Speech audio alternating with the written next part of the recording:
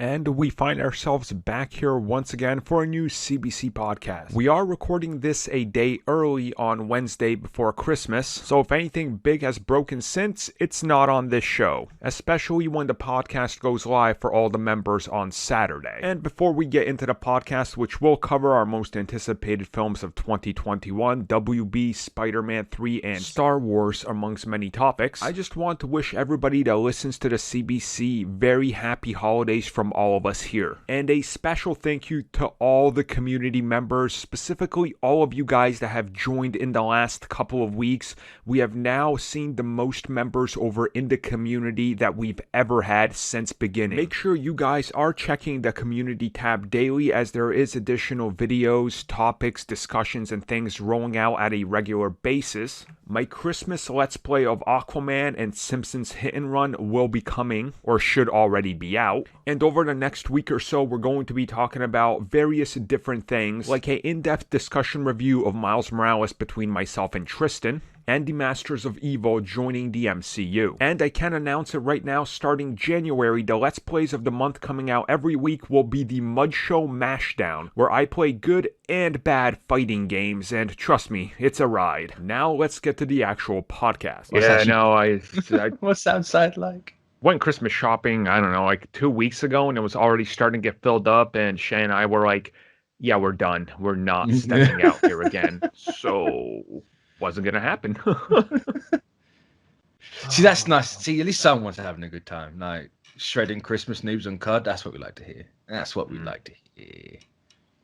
Well, speaking of Christmas, this episode will drop for members right before, so happy holidays, everybody. And for those of you that are getting it on the normal scheduled Saturdays, hopefully you guys had a wonderful holiday, and the new year is fast approaching, which we're going to try to get out one podcast again next week, hopefully for the new year. We'll see how it goes, with everything, because everything's been sort of, I guess, thrown apart.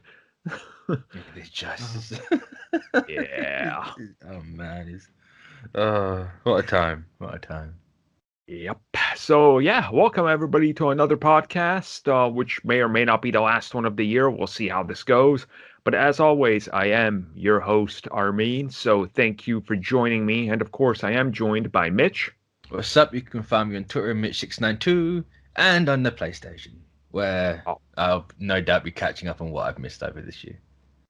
Yeah, that's the holiday sales have started, so it's like, it's pretty good. Yeah, man. That January sale on PS5 is just like, I'm going to take full advantage of that in a couple of days. Yeah, there's definitely some good stuff out there to you need to play Ghost of Tsushima, because I have not touched that game yet, and I've avoided everything about that game until now. Just like, I need to play this.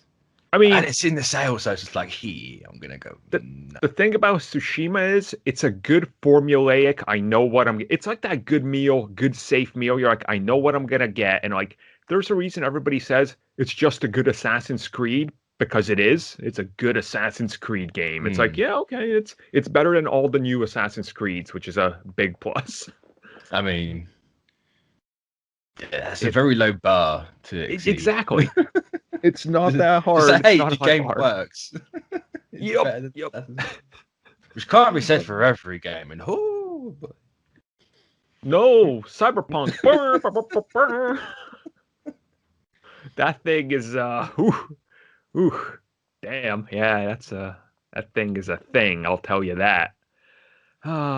Which of course, I guess now that we are here, we have a show ahead of us, so we're gonna do our best to entertain everybody here, which we'll I guess try our best to pull this show off with a few interesting topics. So let me just apologize now. Yeah, exactly. So with that in mind, let's just get to the actual show. So first up, well, we're hearing this week that just about every Guardians member is going to be in the upcoming Thor film. So it makes sense.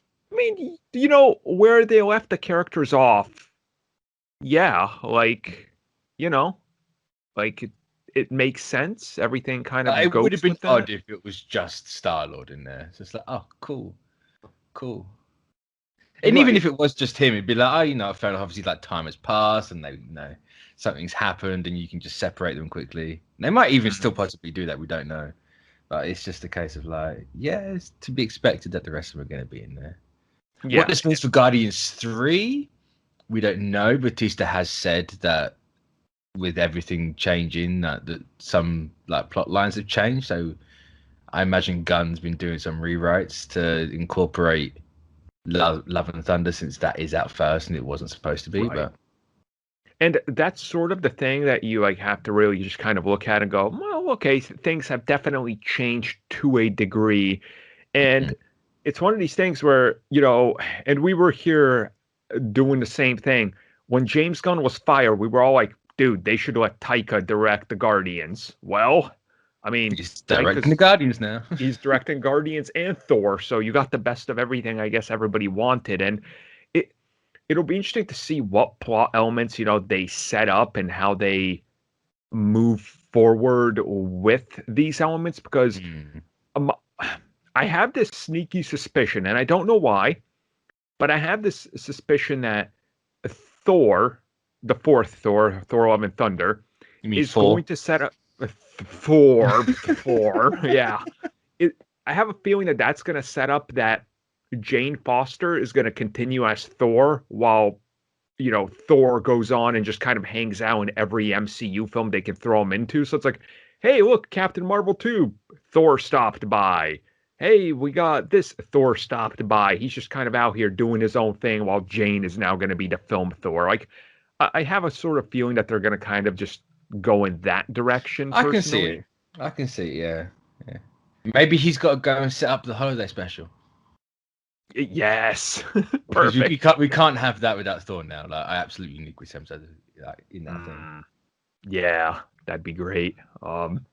So if we look at this film now, we have two Thors, we have Valkyrie, Loki's rumored to be in it. Yeah, Sif. All the Guardians. All the Guardians. I mean, this is literally another Avengers movie. Like, that's what it feels like at this point, which, I'll take it. Which makes me wonder what they're going to do. Because the whole, what made the Avengers special was the crossover and the team up. So if everything's a team up, what do you do with the Avengers movie? The Avengers movie is just going to go to a 3-man team up. It's like, what the hell is this? It's a solo movie now. That's what's special about it. Yes, what do they do for those movies? Or are they past that point of being like, no, people know what to expect at this point? It's just honestly, Avengers is just literally now everything coming together as opposed to a few things.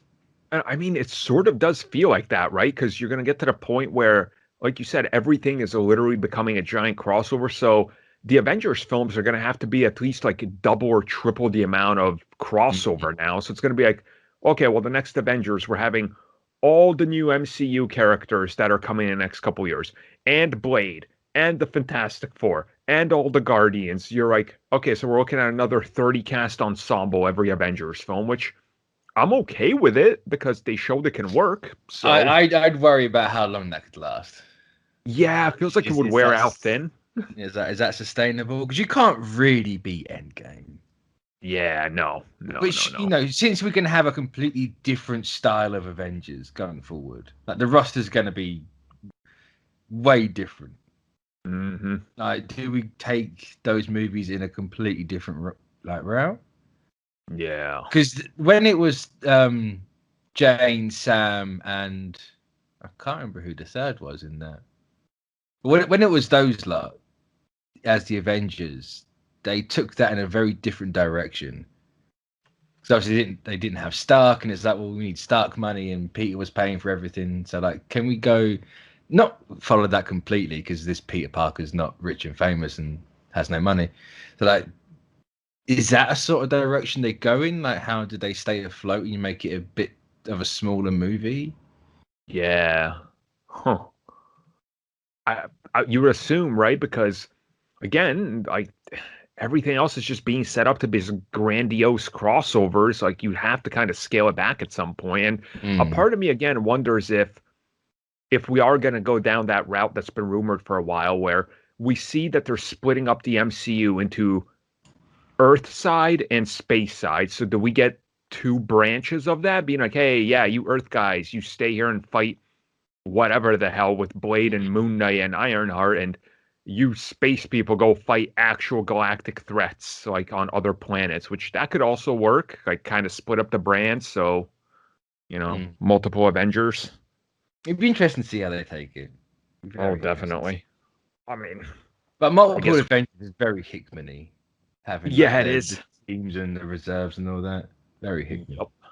Very, very much so, which I guess when we get to that point, we'll know what the hell their direction is. But for now, it's just kind of like scratch your head because Thor adds everybody. Like, I won't be surprised if they're like, and Spider-Man is joining Thor. Yeah, okay, whatever the hell.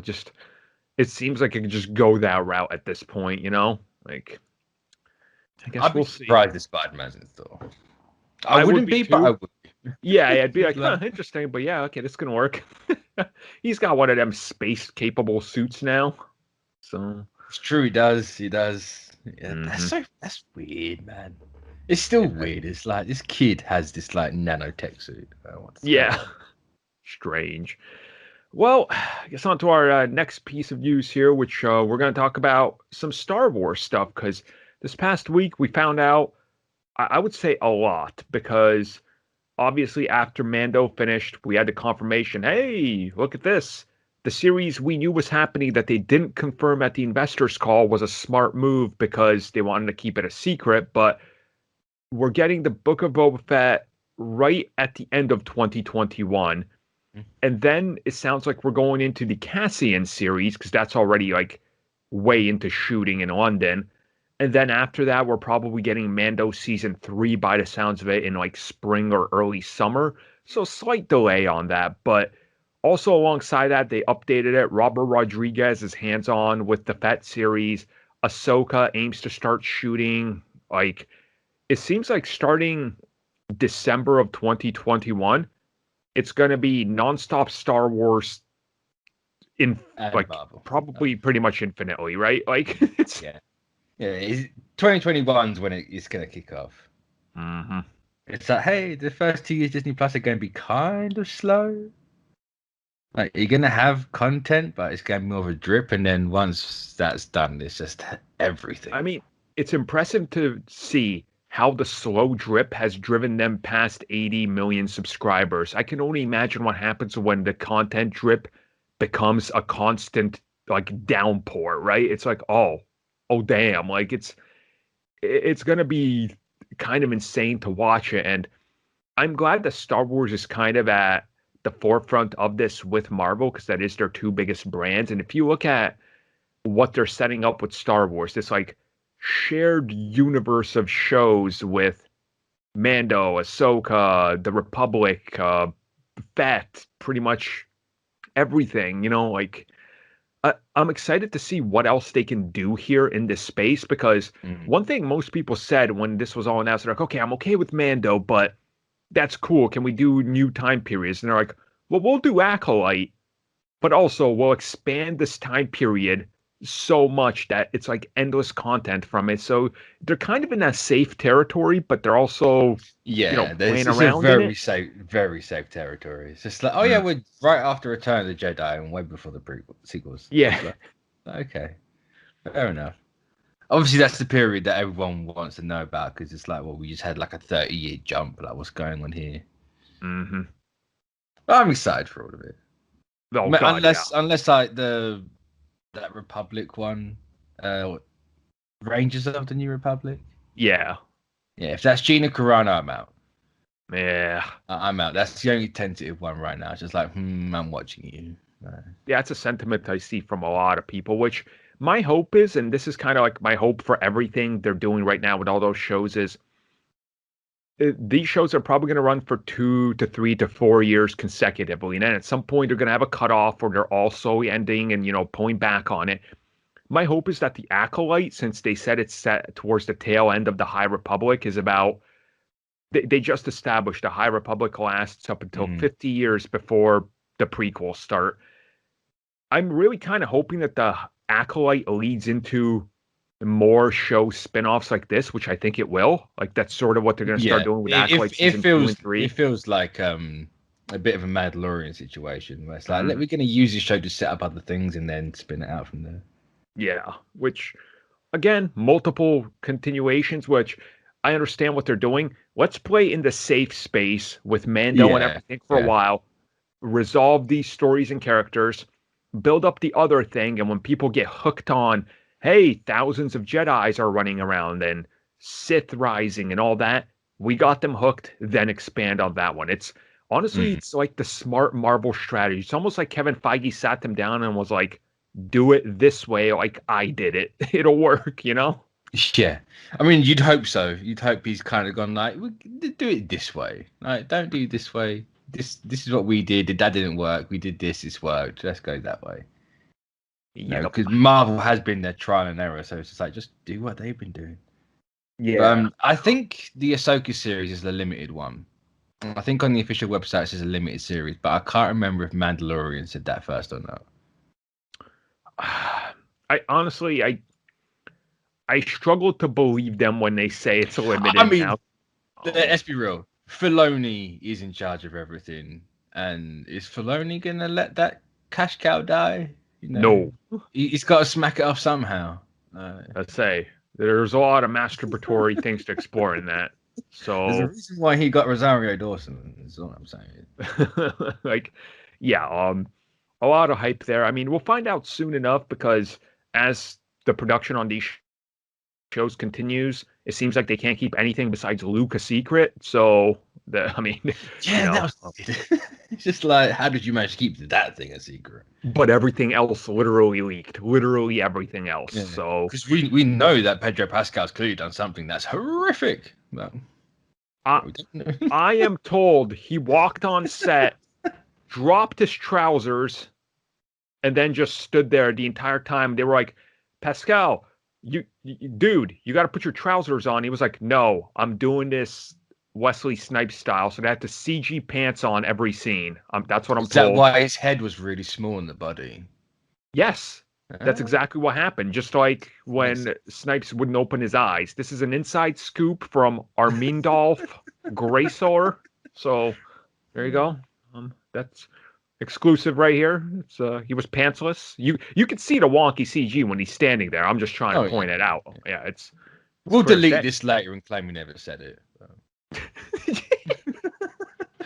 Makes sense. We'll give you enough time to like download the audio and use it against us, but we never said this.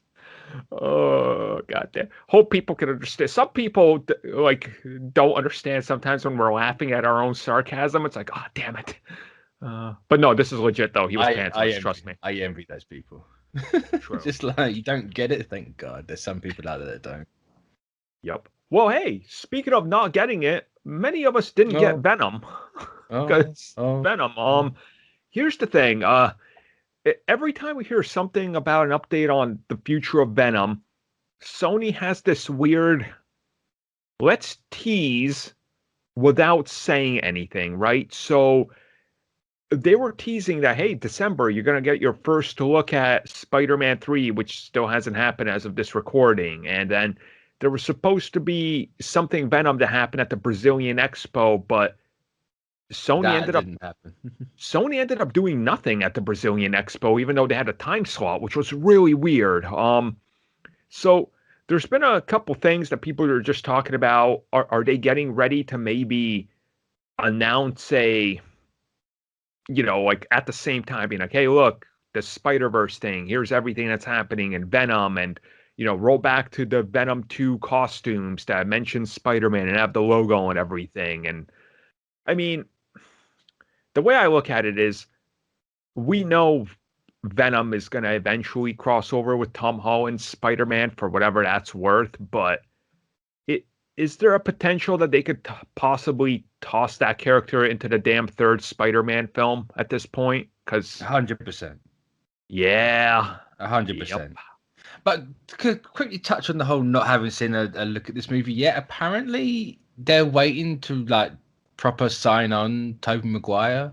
But it's like, if he's in Atlanta, then he must have already signed on it. Like, why would you turn up for work when you haven't signed the contract? exactly. No, I don't know about that one, but then again, it could be why. Maybe something is going on. Like, have we seen Andrew Garfield down there yet? Uh, I mean, reports that he was, you know, like going there, In the but nobody. vicinity. Yeah, it's kind of that type of scenario. So it's like, Mm. I mean, that's the type of thing. Like at any moment now, we could hear, well, Tom Hardy's in Atlanta, and then we can Yeah, all yeah. assume, right? But like, it's just one of those things where they're holding back on announcements, and I want to see what and how they announce both of these because we still have not had a look at Venom 2. But we know that J.K. Simmons teased, oh, yeah, I did some stuff for an upcoming Sony film. And he said Morbius and something else, so it's got to be Venom. So J.K. Simmons Yeah. seems like he's going to be in all of this as that same type of J. Jonah Jameson. So, hmm. Uh, Mm. my assumption would It's be weird. we'll hear something soon, right? Like, I said they could very well have been like, we're gonna hold it till Christmas Day, because haven't they done something before on Christmas Day, Sony? I believe with Oh, TASM 2 they did. yeah, I say. Oh no, that was New Year's Eve. He was at the ball drop, wasn't he? Oh yes. They Yeah, yeah. spent like $50 million of Silly money. marketing. Yeah, Silly money. backfired. So yeah, I wouldn't be surprised if maybe they're doing something like that before this. To like they just wait until the last possible minute of the year. But the whole Venom thing, like is anyone going to be surprised if Venom, maybe not Tom Hardy, but the symbiote and like the black suit itself is going to be in this movie? It, With everything else going on, is anyone I going to be surprised? 100% no surprise at Yeah, all whatsoever. Like I am fully expecting that it's gonna appear in this film. Like yeah, uh, yeah. for all we know, we could literally maybe Andrew Garfield's Spider-Man comes in and he's wearing the black suit. And he's like, "Yeah, it's been a long story. Don't worry about it." It's like, "Oh, there's your hook, line, and sinker." Like Mm, like yeah. I'm just look. The Venom symbiote sells so much Yeah, merchandise, yeah. and that symbiote, look at how much Venom drove the box office for that movie. Mm. You'd have to be insane to not want that somehow involved, especially when you're doing everything live action. Like it just it So makes sense to put it in there. just take a minute to spare a thought for the guy that Marvel actually brought the black suit rights from that spawned this entire thing. Yeah. Because that dude got robbed. Ooh, yeah. That man, poor guy. Poor guy. But hey, that was back then. If you were smart, you'd be a multi-millionaire by now. But yeah, it's there's going to be some way. Like if we see Andrew in the black suit, I'm not going to be surprised because it's like, hey, it was teased, it was in that movie. Hmm. We know Tom Holland's going to get it at some point. If it's not in this movie, he is eventually going to have that. Because why would you not do that? That's So it. Madam Web shows up and she's like, the web of Spider-Man is tainted with the black blood of the symbiotes, and they all just get venomized symbiotes, and you oh, sell 10,000 million I mean, quadrillion that's worth of clearly the merch. plot for Venomized in like a year and a half. Oh God, yeah, We'll yeah, get to that when we get to it. No. But yep. yeah, it's going to be like, hey, we can't let Andrew Garfield be the only Spider-Man that doesn't have the black suit. Like, let's just have him in the black suit. Done. Yeah. And then at the end, it kind of like gets off of him and latches onto Tom Holland. But Pieces then of it now, get scattered throughout the multiverse. yeah. Uh-huh. Which I mean, the symbiote was a multiversal thing anyway at the start. So hey, True. True. fits. That's kind of part of the reason why I'm convinced in this movie. It's just like, yeah, I'm pretty certain Yeah. multiverse Venom. You're gonna do something with it.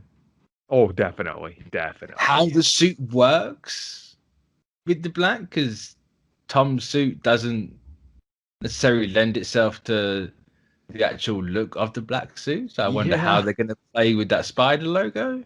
Because his is Watch, this is very. exactly how they're gonna explain it, being like, oh, the suit jumped back to its original host, Tom Hardy's Venom, and that's why he's got the logo now. Done. Like, all right. I suppose you could make the point that Venom is in its own separate universe, and then you could Yeah. like tie in the whole Knowles stuff. And I don't know, Planet of the Symbiote, something happened. A bit of this got lost, and that's why he's a loser because he's not a full Yeah, symbiote, something like that. You I mean, can it works. It fits, right? get some real convoluted backstory in there because we know nothing about Venom as a symbiote. We know Not he at came all. from a rock and he's a pile of goo, and that he sucks. That's about it. That's about it. Well, we'll know soon enough. Hopefully, whenever they decide to reveal both of these films, we'll know something. If they reveal both of these films. Yeah, true. Now, next up, how about that WB? Ooh. Oh boy. Uh, What a week for them. what God. a. It's been. I want to say it's been a roller coaster, but it's been a. They hit the peak of the coaster, and then they started barreling downwards, but it just got off the rails, and now they're just perpetually spinning towards their like crash and burn. It's I'll say you know those. It's not quite a roller coaster, but you're in like it's literally just a tower, and you go straight up, and then they yup. drop you, and they go up again, and they drop you. They're on one of those, but at the top, it changed tracks to an infinite drop, Oh Jesus, yeah. and it's Oh, like, are they going to jump back up a little bit? Isn't that what's going on here? But yeah, it's very unfortunate time to be a Warner Brothers right now. I mean, just look at what's happened in the last couple of days. First, Patty Jenkins being like, "Yeah, no, this is a dumb idea. I don't know if I want to do Wonder Woman 3 with them. I got Star Wars now. That's what I'm doing." Yeah. And then Chris Nolan and other people that they worked with to throwing them under the bus. Now Legendary's like, "Yeah, we're getting a legal case ready. They're not releasing Dune and Godzilla versus Kong." Like, Dune has to be in cinemas because it's got franchise potential. Come yeah. on. Do you know what film you've made? Do you know what Dune is? Dune? That is not franchise. I'm sorry. Like, I No. love Dune, but no. If it makes the same amount of money as Blade Runner 2049, I would be surprised. Oh God, yeah. Be very surprised. So, what's your take on this whole mess WB finds himself in over the last couple weeks? I mean, it's just that, innit? It's a mess. Yeah. It's a strange. I do feel a bit bad for him because the whole day and date thing. Everyone's kind of acting like everything's just going to be digital only. It's like no, it's going to be in the cinema. Then you're going to get it digital. Then a month afterwards, it's not going to be on digital. It's just purely going to be on theater screens. And I do kind of feel like they're being made an example because everything so far, every movie a studio's released that was new that went on demand straight off the bat it's only been like one every so often. Like Disney did Artemis Falcon's tax write-off. Who gives a crap about that? No one even. Mulan, there was a bit of a like, oh no, if you want theaters to survive, don't watch Mulan. It's just like they're gonna live anyway, guys. Relax. But I think where Warner Brothers kind of went, no, we're just gonna do this with everything. I think people kind of started to panic, and it's more of a no, we need to scramble and save ourselves here. So I think they're trying to set an example. I also don't think Warner Brothers handled it in the best way. The whole finding out that they only spoke to Patty and Gal Gadot about doing this wasn't the best idea. Very AT&T of them, but what do you expect when AT&T own a company? But yeah, I think like they could have done it better. Like if they had spoken to everyone and actually sorted it out, maybe the backlash wouldn't have been as bad. Yeah. Like you definitely wouldn't have been getting sued by Legendary. I get what Legendary is doing and saying because let's say because they got two films, Kong vs. Godzilla. Let's say the budget is 200 million. Well, they put in 75% of the actual cost of the film to make it. So they put in 150 million, WB put in 50. WB taking the profits for HBO Max is great, but digital profits are not dished out the same way to the actual rest of the people. So Legendary would probably be getting a fraction of what they're essentially if they put out these two movies on HBO Max, they're gonna make nothing. So it's that's probably another factor in it as well. HBO Max, it's nothing right now. It is a nothing streaming service. It might have great content on there. It hasn't got, in the grand scheme of things, it has nothing on there. Like if it's not new, it's nothing. Let's be Yep. honest here. Let's be real. Same with Disney Plus. Ton of stuff on there. Not a lot of new stuff. Hmm. So and where it's only US only, and they haven't nowhere else has got it, and they didn't even reach a deal with Sky. So what the Kinelli you doing? No, it's just all over the place. So I could kind of worrying about money as a studio who fronted the majority of the money for this thing. I'd be like, yeah, we're gonna get nothing. Yeah. And So I'm I interested if Disney did this, if they announced just a full year slate is gonna go on demand, would people act the same way? I mean, the thing is for Disney, if they were to do it, since they only put out their own films, Mm. like I don't think people would negatively. I mean, people would negatively say, "Well, you guys are killing everything," because that's Yeah. anything Disney does. If even if other people do it, Disney's the one to blame, right? But Like even like obviously they can't have a studio sue them because as you said, it's their own stuff. They own everything. But like with actors and directors, denounce them like everyone else has, really. I honestly I don't think they would because I think Disney, with forward thinking like they are, as we talked about with the future of the MCU, they're now putting it into all upcoming movies that, hey, we might have to go digital at some point just in case. So I think they would have honestly probably talked it out with their Mm. partners and been like, hey guys, look, this is how we have to do it. Because we're seeing that with like you said, Mulan and Soul is going to digital and there's going to be other films and Raya the Last Dragon. right, exactly. So I think Disney's honestly handling it smarter with a case by case basis. Mm. So I say it definitely feels like Warner Brothers.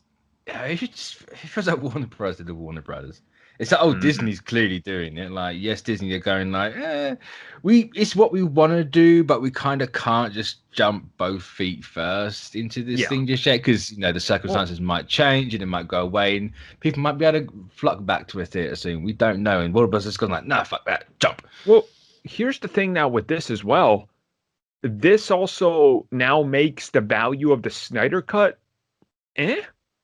Like Yeah, because what's special about that now? Like exactly. if everything else is going on that streaming service, it's got a, or maybe not the value. Well, I suppose the value has gone down a little bit, hasn't it? Like it's got a lot more competition now, Hmm. and clearly, like you can like Snyder or not. Fact of the matter is, he has not got mainstream appeal. Yeah. Like, No, no. that's just the fact. Like yes, BVS made a ton of money, but Man, it still didn't. Yeah, These it's other movies didn't. Like, why would people want to go see another Justice League movie after seeing the last one? and Especially when it's the same movie for, you right. know, essentially. So it's kind of and it's like, isn't Godzilla versus Kong coming out at the same time, or one of them is And coming out that same Godzilla month? versus Kong and Mortal Kombat are on either side of it. Yeah. So So it's an yeah, interesting one. I've seen a lot of people now go, well, I guess the Snyder cut now, because yeah, it's going to have a spotlight, but it's still Justice League, and people like there's still people that don't understand what the difference is, and if they didn't like the original, they haven't done a good enough job to the mainstream to tell them what this new cut is. And how do you even convey that, right? Because the everyday audience, even though they watched Mando season 2 and saw Luke at the end, are still questioning how's that baby Yoda. It just they're yeah, yeah. the everyday audience is too stupid to understand it. So you say new movie on there, Kong Godzilla. Well, I haven't seen that one. New Mortal Kombat. I haven't seen that one. I saw Justice League. Why would I want to see that again? Like I don't know. The messaging Yeah. behind that is all weird now, and I've seen that sentiment in a few places now. And I'm like, you know what? People are right because it feels like it's undervalued now. I don't know. Like the perception has changed of that Yeah, release because now. before you could tell that was the selling point of this thing. It's Yep. like give it 8 months and we will have this thing that you're desperate to watch. Why I didn't get it done for the release, I don't know. But hey, I don't Hmm. know how to run a streaming service. Apparently they do. Like, it's like give it some time. You're gonna have this thing. This is what we're banking on, and you could tell they were banking. Like they made a huge deal about it, and then nothing else. So, it's I don't know. It's just weird. No, they haven't even like landed on a name for the thing yet. Like, it's gone from like Zack Snyder's Justice League to Justice League Director's Cut. Like, what is this thing? Oh, Just I mean, you got to figure it name. out soon. The release is in like 3 months, so yeah, and there's no marketing for it yet. nope. So what's exactly happening? We don't know, but it's Well, a thing. Mitch, that's a good segue into our most anticipated releases of 2021. So, Mitch, tell me why Eternals is your most anticipated. Go back and listen to every single podcast where I mentioned Eternals. So that is your answer. And Merry Christmas. Honestly, I was getting ready to make the discussion thumbnail for this. I'm like, I'm just tossing Eternals right on there, right ahead of this. I'm beating them to this. God damn it, I've become predictable. No. Yeah, it's Eternals, isn't it? It's obvious. Off the top of my head, the 3 that stick out to me, the moment I think of 2021, my top 3 are Spider-Man 3, The Suicide Squad, and Eternals. That's my top 3. Like, automatically jumps to the forefront of my head. I'm like, yep, that's it. Like, right. Well, WandaVision. oh God, that's so close. Yes. People don't understand. Here's the thing, though. It's crazy to think that by the time we get to the end of 2021, that show will be so far behind us and almost forgotten because we will have gotten like 3, 4 MCU films, like 4 MCU series, like because 2021 is honestly going to be stacked. Like that is a stacked year at this point. Hopefully, it's going to be stacked because I was sitting here. I'm like, I know exactly what I'm going to say when we get to this. It's like, what's the most anticipated? And I was going to say anything that was going to come out because at this point, we don't know what's going to come out in 2021. Everything could change again on a moment's notice.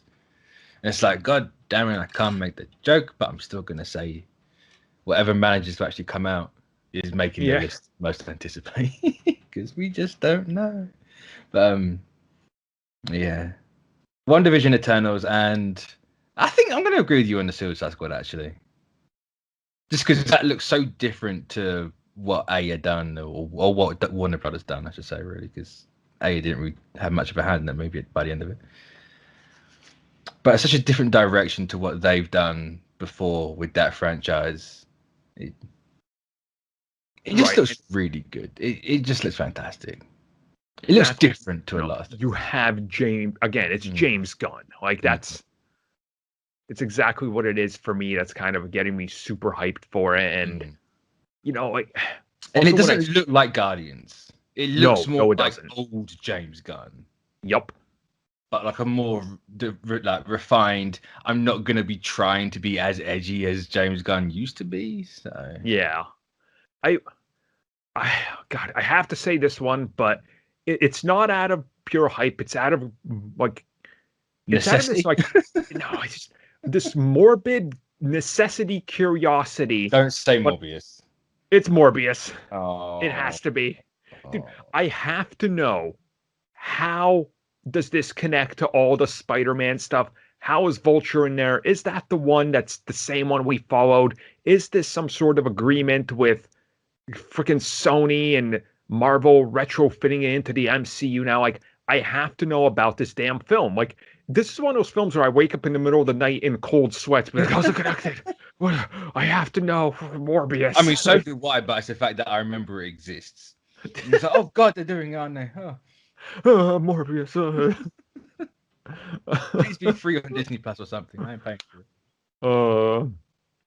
I mean, it's looking like it's going to be at least a pretty decent, year for content. I'm assuming most of it's going to start making it out because pretty much everything hasn't had shutdowns since they started closing sets and everything. Like people aren't having a lot of trouble. Like the Batman is really the last notable big one where they had to shut that down twice. But other than that, Jurassic World had to shut down, didn't it? Oh yeah, they did one shutdown. Yep, and then they finished up the film when they got back. So, I mean, if you're Tom Cruise, apparently you've had the worst case in Hollywood trying to make a oh, movie. oh God, yeah. It's He's now got the Russians on his back, isn't he? Who's gonna win that race? The Russians or Tom Cruise? Only 2020 could throw that up. What else is there? Obviously, I'm looking forward to the Book of Boba Fett. Like, come on, it's the Fett series. Robert Rodriguez, man. I Like, say if you'd have told me before Mando season 2 they're gonna have a Boba Fett show, I'd been like, who the hell cares? Yeah, Who cares? It's Boba Fett. The dude fell into a sand vagina and died for all we knew. That was the impression everyone was under. And then it's like, oh, Boba Fett's kind of cool. Yeah. Like, he's looked better than he's ever looked. Mm-hmm. The whole black, it just goes with the armor so much better. And Yeah, it's it like, does. oh, they've got the actual actor back as well. Like, so it's the clones, and it's just like, oh man, I'm sold. Yeah, I am on board with this series. I would have been sold before the end of Mando season 2, but that whole bit is just like, man, taking Tatooine back from the inside, like, yes. Yeah, they nailed that, honestly, which is pretty damn good to see that, they're kind of leaning more into that. I'm also excited to see like what they're gonna do with the Superman series on the CW. I know I might be the like one here that's like, oh yeah, CW, but I like Superman. Like, I like usually his TV series more than the films. So I'm so far removed from what the CW's actually doing that every time someone mentions them, which is fairly often, but I just forget they exist in the time between it. I'm always surprised that they're still going. So it's like, oh yeah, they do those shows, didn't they? And I just they're not in my brain whatsoever. I mean, I don't blame you. That's look, at this point, they have their fan base. They don't get any more hits. They got what they do. They're catering to the certain fans, and so sometimes that's a good position to be in. So they know what they're doing. They're rolling out a ton of shows per year, and they got it. So I'm excited for that. But overall, I'm excited for 2021. It looks like we're actually not going to be starving for content, which is really good because starting January 15th. Whew, yes, fingers crossed. Yeah, because on January 15th, it's literally there's 9 weeks until Falcon and the Winter Soldier. Then there's X amount of weeks until Loki. So you have those 3 back to back. I mean, at least those 3.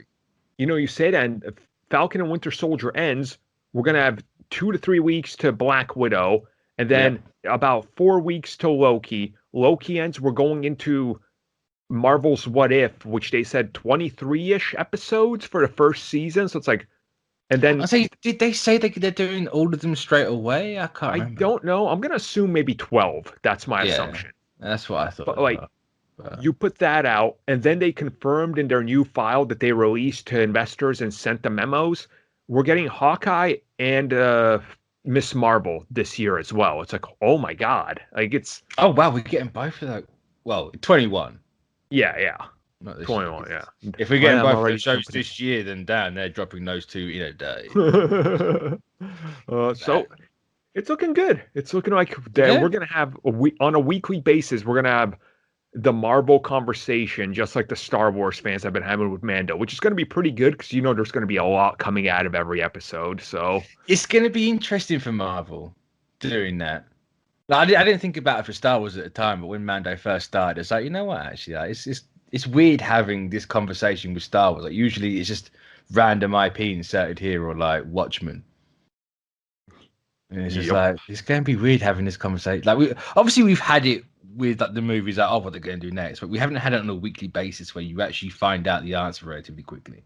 Exactly. So, and I can't wait to see how that speculation, rolls out and what we have to talk about. And that's kind of what hypes me up really about all this. It's like the interconnected pieces and the things that are going to happen, and the little hints towards everything we like to dissect and talk about, which it gets to that comic book issue by issue stage, right? Where it's like, oh, I put this down, and now what happens in the next issue? It's like, damn, we're gonna get to that now with the MCU. I'm super hyped.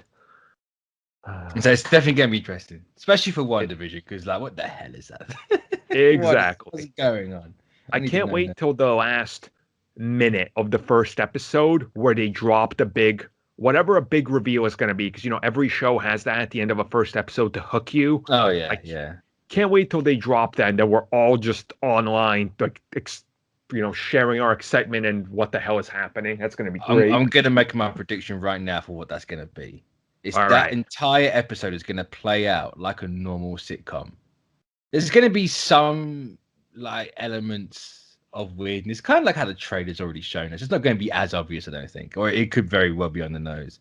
But you're going to get little things like something's not right, and then at the end, you're going to like have, I can't remember what they call her in the show, but it's like Agatha Harkness. We all know who it is.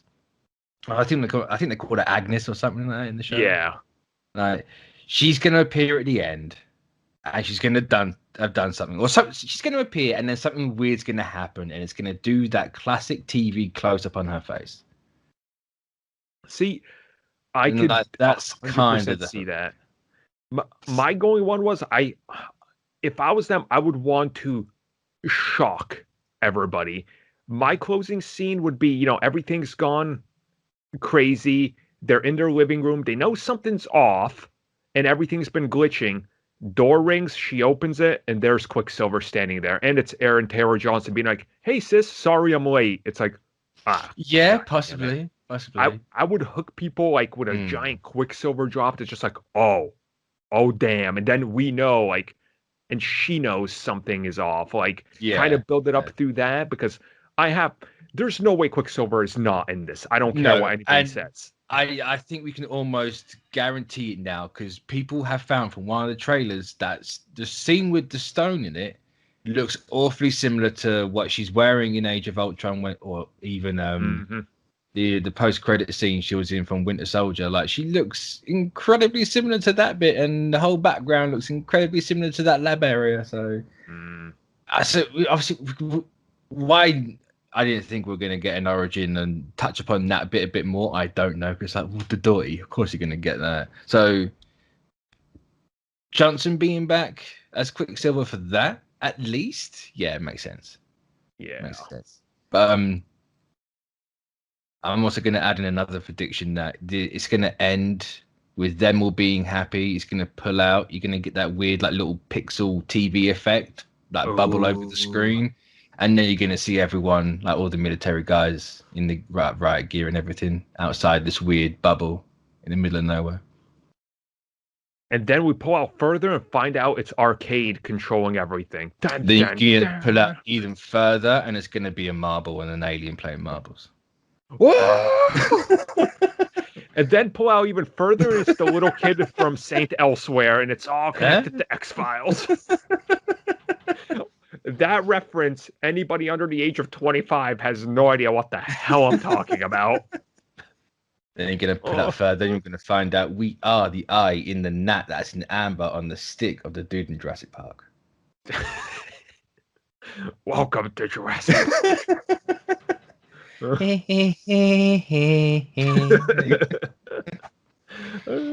And that's the secret. And then you pull out even further, and it's that song playing to No Man's Sky T-Rex meme. Oh god.